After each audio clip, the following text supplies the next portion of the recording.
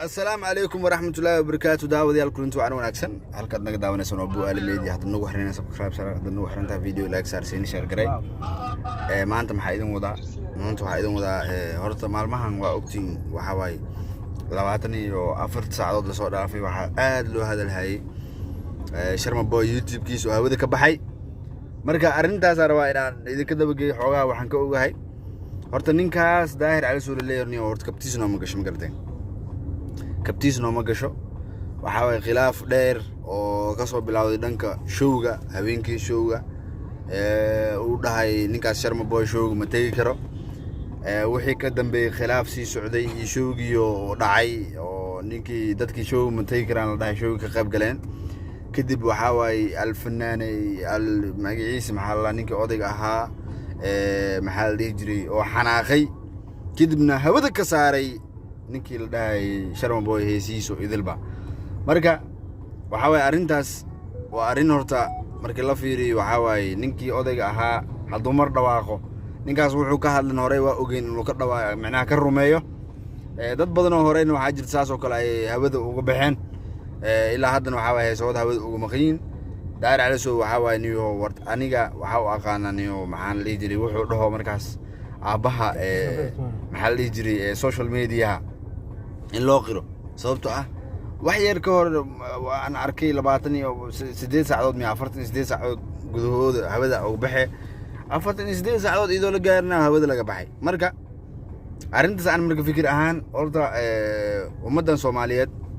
waxa adduunkan jira waxa la isfaham YouTube misaa ognahay waxa laga wada bariiseeyaa maadaama YouTube laga bariiseeyo waxa fiican marka ninkii odayga Daahir ay hadaan macnaha si khaas ahaan oo fariin meesha ugu jiro waxaan dhiilaaniyo horta madax adeeg iska jira anaga dhanba waxaan dhigi karnaa caruurtaadii aan nahay sababtoo ah Daahir Cali Suule waxa way waa social media uu nooga horeeyay waa qabiir weyn hadii loo fiiriyo dhanka siyaasadda iyo hadii loo fiiriyo dhan walbaba marka waxaan dhiilaaniyo arintan ninkii lagu sameeyay apologizing inuu bixiyo wixii markii hore lagu haystay kan sameeyay ninka meesha meel ka bariiseynay aheede waxa way meeshii laga bariiseynay hadii albaabka laga bariiseynay la iska xirana waa xiniyi la isqabto mataqaana marka ninka raggan waxa way xiniyaha lama qabto waxa way meesha YouTube kaas laga bariiseeyaa heesahaas iyo waxaas kulli inkastoo markii hore dambi iyo ay ahaayeen iyo mana wax laga faa'iidaan jirin laakiin waxa fiican hadana ninka meeshu ka bariiseynay kulli uu nolosho macnaha uu iskaga dibiray hadii oo la dhawriyaa meeshan joojura xiniyaha la qabtan xogaa ma fiicna marka waxaan dhihi lahaa maxaa la jirday ninkii haday isfahama jiro markii idin leeyahay waxa way inay isfahamjiin wax walba Daahir Cali Suule wuxuu Sharma Boy ku haysto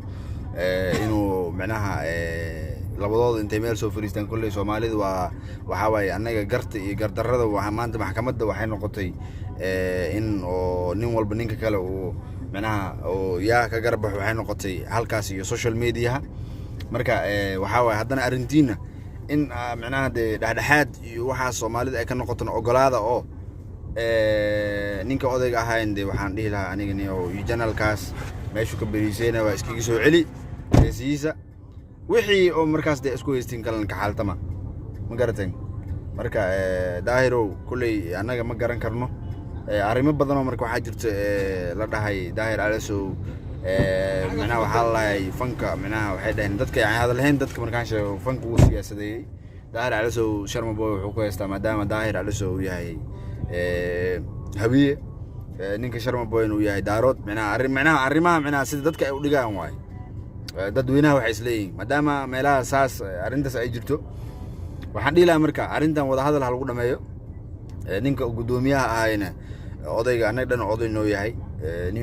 ninkaas odayga ah waxa waa meeshii laga bariiseynay waay arinta horta intaasaan kusoo gabagabeynaa aniga Nuur Abko ahaan waxa idin dhiilaa marka arintaas wada hadal lagu dhameeyo dadkii qabiiriinta ahaa oo social media iyo arintaas hala galo hala dhameeyo ninka odayga ahaan laga foqo waxaan si hoosaada lagu dhameeyo xiniyaha isma qabtee arinta kulli xal lagu dhameeyo waa Nuur Abko idin kala soo hadlayo magaalada Muqdisho qaasatan gaariga dhexdiisa sidaas iyo nabadgelyo